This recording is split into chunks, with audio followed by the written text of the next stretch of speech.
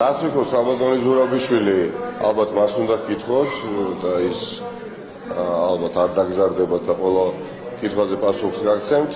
ჩვენ ვისაუბრეთ ყველა საკითხთან დაკავშირებით. უცვლელად ვამბობ, რაც შეიძლება აწუხებდეს ამ ქვეყნის ყველა პატრიოტ მოქალაქეს. მე პირადად მიმაჩნია, რომ ნებისმიერი განზრახვა ხელისუფლების შანსი დაუკარგოს ქვეყანას ოსაბჭოთა სივრციდან გასვლისა იქნება განწირული, რაც არ უნდა პრეზიდენტს დაემუქრონ იმპიჩმენტით. დარწმუნებული ვარ, დასავლელი ჩვენი მეგობრები და პარტნიორები მიიღებენ ერთადერთ სწორ განაცხადებას. თუ იყო საუბარი თუ არა, რომ გაგიზიარეთ თუ არა ეს მოლოდინი ხმა ექნება და მისი მოლოდინი თუ გააკეთე რა ამაზე თავისი მოლოდინი. იცით რა, მე რა საბეჭდებას დამჭა, ნაკლებად ფიქრობს ქალბატონი ზურაბიშვილი, ვინ მისცემს ხმას და ვინ არ მისცემს ხმას, ვის მოისყიდიან და ვის არ მოისყიდიან. შესაძლებელია ქართულ ოცნებას სჯერა ნამდვილად, რომ აქ შეხვედრები იმიტომ მიმართება თითქოს გარანტირებულად არ მოხდეს ქალბატონი ზურაბიშვილის იმპიჩმენტი და ხმები არ იყოს. ყველაზე ნაკლებად ამასთან დაკავშირებით ვისაუბრეთ. იყო აბსოლუტურად 7 ამ საკითხთან მიმართებაში. მე პირადად კი მგონია, რომ თუ ეს მოხდება, პირიქით უკვე შედეგს მიიღებს ბიძინა ივანიშვილის ხელისუფლება და ხელს ვერ ააღებიებს დასავლეთს ქართველი ხალხი მიატოვოს. პრემიერის ამერიკაში გამგზავრება შეიძლება. სამინისტროსა და ჯორჯიის დადებული ხელშეკრულება და მიხეილ სააკაშვილის ფინანსდებოდა ამ ხელშეკრულებას. კარგი, ეხლა გეხოცებით, აი ვიქტორ. ვერ გიფასუხებ, არა, ნახეთ, რუსთავიო, არ მინდა პატივისცემა თქვენ. პატივისცემა ყველა იმ ადამიანს, ვისაც ვიცნობ განსაკუთრებით. როგორ შეიძლება ეხლა ტელევიზიას ჰქონდეს ამბიცია გამოხატავდეს ხალხის ნებას და თქვენ პირველ რიგში მისცნობდეთ ამ კითხვას და ამისვენეთ ღარიბაშვილთან დაკავშირებით მონტაჟზე. როდესაც თურმე მამა აფინანსებს პრემიერ-მინისტრს და მაპატიეთ ამ კითხვაზე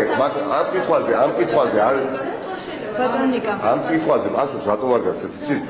ჯერ თქვენ რომ გეკითხათ ღარიბაშვილთან დაკავშირებით რომელიც არის ხელისუფალი და შემდეგ გეკითხათ მეორე კითხვის სახით ის რას იკითხეთ, სიამოვნებით გაგცემთ პასუხს. რატომ არ იწყება გამოძიება ღარიბაშვილის ამერიკულ ვოიაჟზე? რა აჩვენა თქვენთვის ამ საქმემ და როცა საუბარია რომ მამამ შეიტანა და გადააჭრა შეიტანა, სახელმწიფო დღევანდელ თუ შეიძლება დღევანდელ ქვეყანაში სახელმწიფო მოხელეების სახელმწიფოებრივი ქმედება არის სამწუხაროდ გამონაკლისი.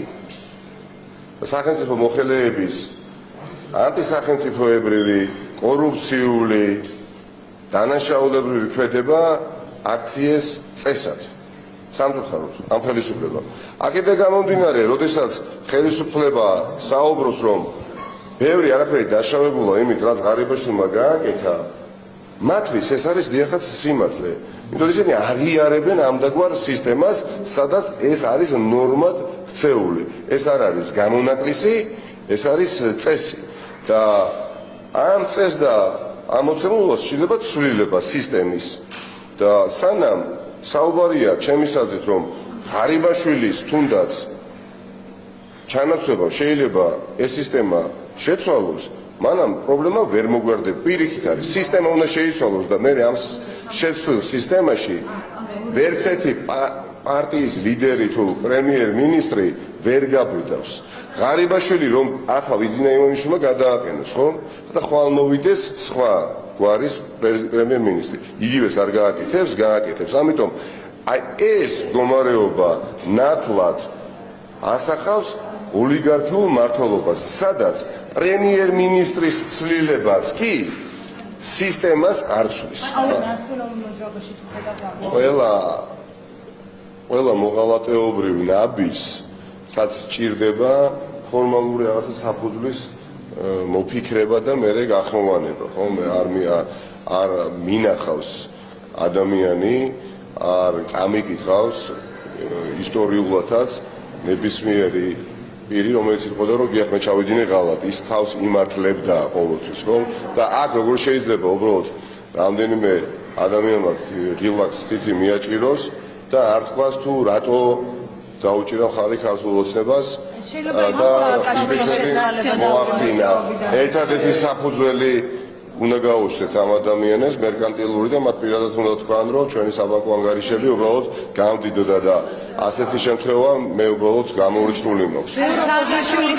გამორიცხავს თუ არა რომ ნაციონალური მოძრაობის წევრებმა ერთად დავასრულოთ დაუჭირა ხალხთან ოპოზიციის უმრავლესობა სავარაუდო მოღალატეებს წევრებ ნაციონალურ მოძრაობაში ეძებს წარსული გამოცდილებით მოსამართლეებთან დაკავშირებით არ ვიცი მოისმინეთ თუ არა დახარიას პარტიას გირჩი მოხალხეები მოკლედ გალაც არ აქვს პარტიული კუთვნილება ნამდვილად მოღალატეობრივ ქმედებას არ აქვს პარტიული კუთვნილება ხა ფარული კენჭისყრის პირობებში რა თქმა უნდა არაფერი არ არის გამოურიცხული ეს ერთი მაგრამ მეორე მხრივ მოსაზრებას რომ ოპოზიცია სხდომათა დარბაზში კენჭისყრისას არ შევიდეს ჩემის აზრით არის ძალიან მძიმე გასააზრებლადაც კი შენ თუ ოპოზიცია ქვია და პარლამენტში ხარ წარმოდგენილი და იმდენად უნდობლობა ერთმანეთისა რომ სხდომათა დარბაზში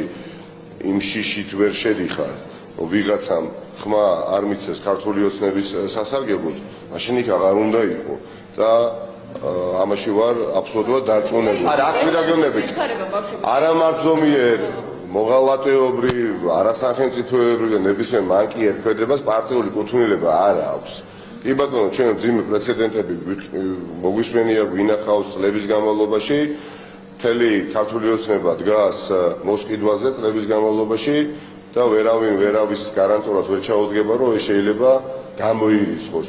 უბრალოდ აქ ეხლა საუბარი არ და 1, 2 და 3, 4 ადამიანზე, ხო გაცილებით მეტი ხმა სჭირდებათ და მიზანი მიღწეული არ იქნება მაინც ქართული ოცნებისთვის. მესამე პრეზიდენტი ამბობს, რომ ნებისმიერი საუბარი არაფორმალურ მმართველობაზე უკვე აზრს კარგავს, მაშინ როდესაც ქვეყანაში ყავს ერთი არაფორმალური მმართველი ბიძინა ივანიშვილის სახით. ფიქრობთ თუ არა, რომ ეს გზამილი მათ შორის თქვენი მისამართითაც არის, იმიტომ რომ ყველაზე ხშირად საუბარს არაფორმალური მმართველობის შესახებ პარტიის შიგნით ისმენ სწორედ თქვენგან. პირველ რიგში მე საუბარი ადამიანზე, რომელიც იმყოფება თვეობაში და ჩემი შეფასებით მიხეილ სააკაშვილი დღეს ორმო თვეობაშიც იმყოფება. რა თქმა უნდა, ყოველთვის ვცდილობ, რომ მის მიერ გაკეთებულ კომენტარებზე შეფასებები არ გავაკეთო, რომელიც შეიძლება ასეთ სხვადასხვაობას იწვევდეს. ეს ერთი. მეორე, მან ასევე ისაუბრა დემოკრატიული პროცესის მნიშვნელობაზე პარტიის შიგნით. და მნიშვნელოვანია, მაგრამ მე უფრო ხის განცხადებებს ვაკეთებ და შეფასებებს და მაქვს ამისი საფუძველი. დღეს პარტია არის სამწუხაროდ უმძიმე მდგომარეობაში 5 თებერვლის შემდეგ, რაც ამ პარტიის მენეჯმენტმა პოლიტიკური საბჭო, ანუ 80 დაახლოებით ადამიანის სახით ფაქტობრივად გაყარა პარტიიდან. აქ არ არის საუბარი პარტიის თავმჯდომარის არჩევნებზე. მე გამოვედი და მიულოცე მათ. დაიხურა ეს მძიმე ფურცელი. ამის შემდეგ დღემდე პარტიის ხლეჩის, გრევის, პარტიიდან წევრების გარიცხვის გარდა ამ მენეჯმენტს არაფერი არ უკეთებია. სამწუხაროდ დღეს არის ეს მოცემულობა, ერთობაზე უბრალოდ საუბარი სადღეგრძელოს სახით არ არის საკმარისი, როდესაც არის კედელი ჩამონგრეული, კედელი უნდა ააშენო და არა დამალო ეს კონკრეტული კედელი. ამიტომ მე მიმაჩნია, რომ ის შეფასებები, რაც ჩემს მიერ კეთდებოდა, ამ ხნის განმავლობაში, რა თქმა უნდა, ძალაში რჩება და მე ეჭვიც არ მეყარება, რომ პარტიაში დღეს არის მძიმე ვითარება ამ თვალსაზრისითაც და თუ ეს ვითარება გვინდა რომ გამოსწორდეს, მენეჯმენტმა უნდა აღიაროს შეცდომები. მენეჯმენტმა უნდა აღიაროს შეცდომები და შეცდომების აღიარების შემდეგ ხდება ვითარების გამოსწორება. შენ თუ შეცდომას არ აღიარებ, ბუნებრივია შეცდომას ვერ გამოსწორებ. თქვენი პოლიტიკური გეგმა როგორია? ამ გეგმაში შედის თუ არა პარტიის დატოვება და თუ შედის, მაშინ როდის ფიქრობთ, რომ დატოვებთ ნაციონალურ მოძრაობას? ჩემ პოლიტიკურ გეგმებში შედის ის გეგმა, რა გეგვითაც მე 2013 წელს პოლიტიკაში შემოვედი და ის მიზნები და ამოცანები შესრულებული. ჩემი გეგმა არის უცვლელი. ჩემი გეგმა არის შემდეგი. ვიყო ხალხთან ერთად მათი ინტერესების ამსახველი პოლიტიკურ პროცესში და რა თქმა უნდა ნებისმიერი ტიპის გადაწყვეტილება მხოლოდ ხალხის ინტერესის გათვალისწინებით მოხდება. ნაციონალური მოძრაობის სახელით თუ მის გარეშე ბატონო ნიკა. რა თუ ნაციონალური მოძრაობიდან გასვლას მაინც აპელირებ ნაციონალურ მოძრაობას იდეურად დაშორდა უმამრავი ადამიანი, ვინც არის პარტიულ მენეჯმენტში სამწუხაროდ. პარტია არ არის მხოლოდ ნომერი, საარჩევნო არ არის ლოგო, არის ღირებულება, არის ფასეულობა, არის იდეა. და აი ამ ყველაფერს თუ ვინმე დაშორდა და თუ ვინმე დატოვა პარტია, არის რაც უნდა პარადოქსალურად ჟღერდეს ამ პარტიის ხელმძღვანელობა. დიახაც, დღეს მე პირდაპირ გეუბნებით. თუ კი ვინმე ფიქრობს, რომ ამ პარტიას მართავს ლევან ხაბეიშვილი, წარმატებები მინდა უსურვო მათ ამ მოსაზრებაში. უბრალოდ მე მირჩევნია დავრჩე ჩემს სიმართლესთან და ამ პოზიციაზე, იმიტომ რომ ეს ასე არის და ასე მჯერა. ანუ ამ პოზიციაზე რჩებით. ხალხის განწყობა არა მარტო უბრალოდ პოტენციური ამორჩევლის, არამედ ნაციონალური მოძრაობის ტრადიციული ამორჩევლის მნიშვნელოვანი ნაწილის არის სამწუხაროდ არასახარბიელო პარტიის ინტერესებისთვის. და ამ ყველაფერს სჭირდება მენეჯმენტის მხრიდან აღიარება, რომ შეცდომები დაუშვით, რომ პრობლემები ჩვენ სწორ ადგილზე შევქმნით და არათუ პოტენციური ამორჩევლის მოზიდვის შესაძლებლობა დავკარგეთ, არამედ გადაწყვეტილი ნაციონალური მოძრაობის ამორჩეველი შუაში გავყავით. ეს ყველაფერი განგებ მოხდა, განზრახ მოხდა, უნებლიეთ მოხდა. ამ ყველაფერთან დაკავშირებით საჭიროა საუბარი მათი მხრიდან, უბრალოდ მათ შეცდომა უნდა აღიარონ. თუ შეცდომას არ აღიარებთ, შეცდომა არ გამოსწორდება. მაგრამ არ საუბრობთ, კაფიო დარპასუხობთ კითხვას. პარტიიდან ხოდა ვიღაცას გონია, რომ პოლიტიკის კეთება არის პარტიული თანამდებობა. ვიღაცას გონია, რომ პოლიტიკა არის მხოლოდ და მხოლოდ პარტიულ თანამდებობაზე ყოფნა. მე მიმაჩნია, რომ დღეს მე ვარ ძალიან ახლოს ნაციონალური მოძრაობის ამორჩევლებთან პირად კონტაქტში, ურთიერთობაში, მთელი ამ თვეების განმავლობაში. მედიისგან დამოუკიდებად, განზრახ, ჰქონდა მჭიდრო ურთიერთობა და დავწმუნდი იმ ჩემს სიმართლეში, რომელშიც ისედაც დარწმუნებული ვიყავი. და აი ამ რეალობას თვალი უნდა გაუსწოროს სხვა და კიდევ ერთხელ ვამბობ, გულწრფელად პასუხობთ ამ კითხვაზე და სიღრმეში არ შევდივარ. ვისაც გჯერათ და ჟერა, რომ დღეს პარტიას მართავს ლევან ხაბეიშვილი, წარმატებები საკამათო მე ასეთ ხალხთან არაფერი არ მაქვს და მიხეილ სააკაშვილი არის იმ მდგომარეობაში, რა მდგომარეობაშიც არის და ორმაგი დღეობა ნიშნავს იმას, რასაც თქვენს კი იგებთ, რა შინაარსდება ამაში, დღეობაში. მოსაზრება, რომ თქვენ აპირებდით რაღაც პერიოდში პარტიის დატოვებას, ასეთი საუბრები პოლიტიკურ წრეებში იყო, თუმცა თქვენ ამბობთ ახლა, რომ ყველაზე ახლოს ხართ ნაციონალური მოძრაობის ამორჩევლებს. ჩვენ უნდა შევეჩვიოთ სიმართლის თქმას. ეს არის სიმართლე. ეს არის სიმართლე და სიმართლეს აქვს ძალა. ივანიშვილის ხელისუფლების დამარცხება შესაძლებელია მხოლოდ და მხოლოდ სიმართლით, მხოლოდ და მხოლოდ მორალური უპირატესობით, მხოლოდ და მხოლოდ კონტრასტული სხვაობით. და მათ შორის ნაციონალური ამორჩევლის გასაგონად ჩვენ ტყუილი არ უნდა ვთქვათ. არ უნდა ვთქვათ და რა გადაწყვეტილებას მივიღებ მომავალში, ვის თუ არა თქვენ პირველ რიგში გეცოდინებათ.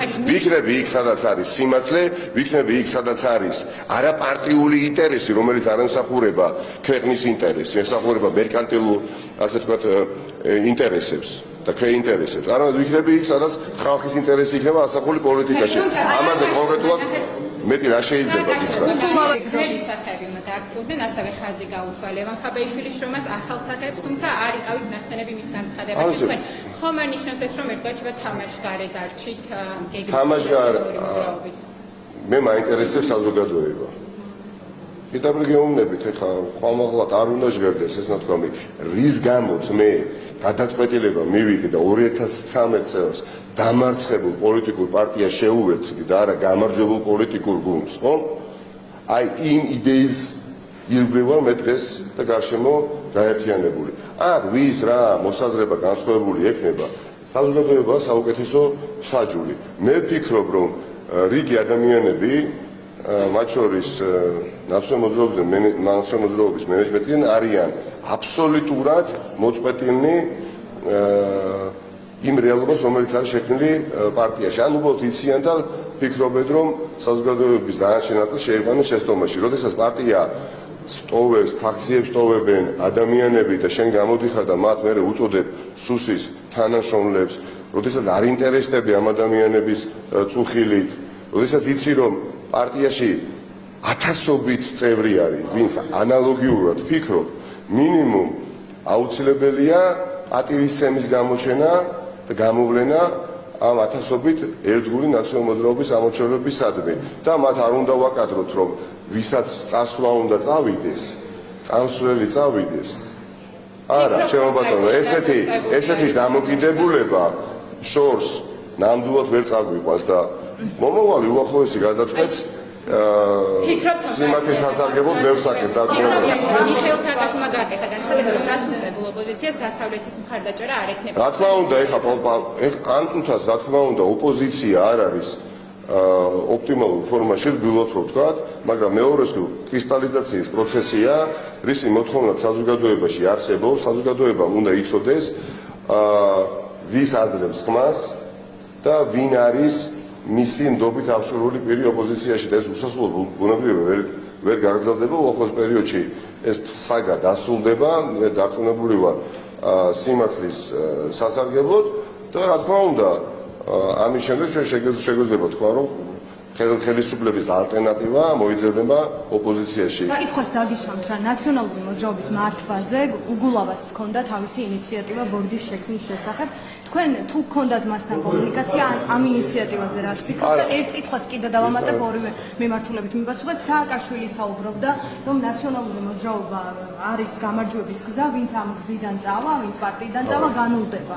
თქვენ თუ ფიქრობთ რომ შეიძლება ადრესატი თქვენ არავითარ შემთხვევაში არც მე და არც ჩემი უამრავი თანამოაზრე და არც მე როგორც მათი თანამოაზრე არ ვფიქრობთ რომ პოლიტიკაში ჩვენ ოდესმე შეიძლება გამოვიდეთ პარტიები მიზეზი აქვს ამას, იმიტომ რომ გვაქვს პრეტენზია რომ ვართ ხალხის ინტერესთან ახლოს.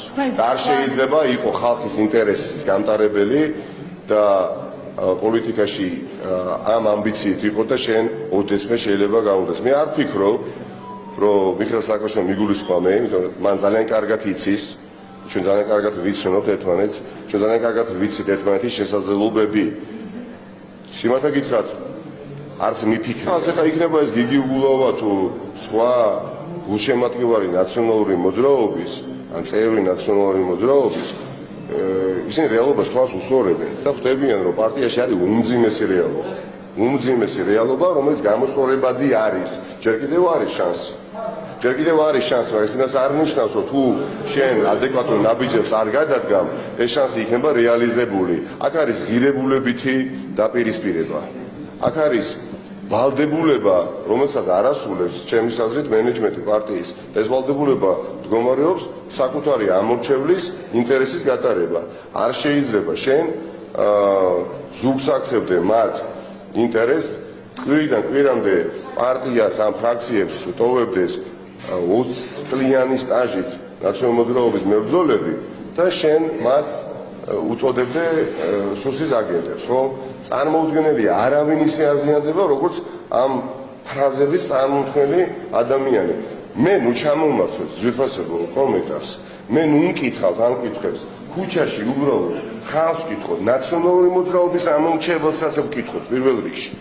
და დაარწმუნდებით, მე არ მგონია რომ მე ახლა ჩემს აზრს ვახმოვანებდე. მე მგონია რომ წარმოვადგენ უამრავ ადამიანს, ვისაც გული შეტკიო და შეტკივა ნაციონალური მოძრაობის აწყვეტზე და მომავალზე, მაგრამ აი ამ ტიპის მენეჯმენტის პირობებში ნაციონალური მოძრაობის მხარდაჭერისგან უამრავი ადამიანი თავს იკავებს.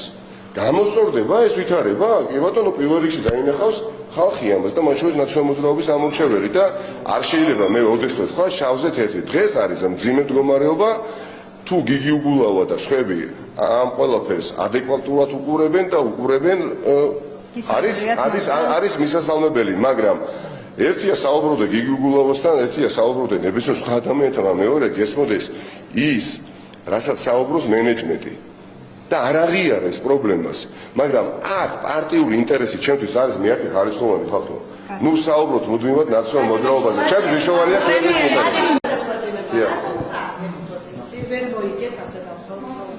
ერთი წამითაც ამბობ იმასთან დაკავშირებით, რაც მოხდა 2019 წელს ივნისის დღეებში და რომ ვიყავი ერთ-ერთი უამრავი პატრიოტი ქართველთაგან და ვაპროტესტებდი გავრილოვის ძალიან აღვირახსნილ ქმედებას, რომელსაც გაბედა და რუსულად წარმოთქვა სიტყვა პრაქტიკულად იმ ადგილიდან, სადაც ზვიად გამოსახულია, გამოაცხადა ისტორიული სიტყვებით ის, რაც გამოაცხადა და სახელმწიფო გახდა დამოუკიდებელი. რაც შეეხება სტრასბურგში სარჩელის წაგებას, აწაგებას, ამიტომ ვამბობ ამ ყველაფერს. ჩემთვის ფაქტორული მოცემულობა არ იცვლება, ხო? ხა სტრასბურგში როდესაც სარჩელი შეგა ხან წააგე, ხან მოიგებს, იმას არ ნიშნავს. არა, კარგი იქნებოდა, არა, გავიგე, კარგი იქნებოდა რომ მოგვიგო, მაგრამ ეს იმას არ ნიშნავს რომ შეიძლება ინანო და ჩათვალო რომ არასწორად მოიქეცი იმ დღეებში და იმ პერიოდში პირიქით გეუბნებით ხვალაც რომ მოხდეს და ეს ვერ უნდა მოხდეს ანალოგიურად მოვიქცევენ ფიქრობთ რომ ის რაც მოხდა ნორმალური იყო მე ვფიქრობ რომ არ იყო ნორმალური და კიდევ გეუბნებით მე ჩემ თავთან და ჩემი ქვეყნის მომავალთან ვარ მართალი ნამდვილად კიდევ გეუბნებით როდესაც ხელისუფლება ბედავს იმას რაც გაბედა მაშინ და რასაც ბედავდა შემდეგ რუსული კანონისთვის ხმის მიცემას ხო აქ პროტესტი ყოველთვის იქნება თუნდაც შენ სასამართლომ სარჩელი დაგიყვაყოფილოს ან არ დაგიყვაყოფილოს პოლიტიკურად მოქალაქეობრივად ემოციურად დარწმუნებული ვარ რომ ხვალაც იგივეს აბსოლუტურად სერიოზულად გეუბნებით გავაკეთებდი. ეს იყო საფრთხე ჩემი დამოკიდებულება პროცესებისა.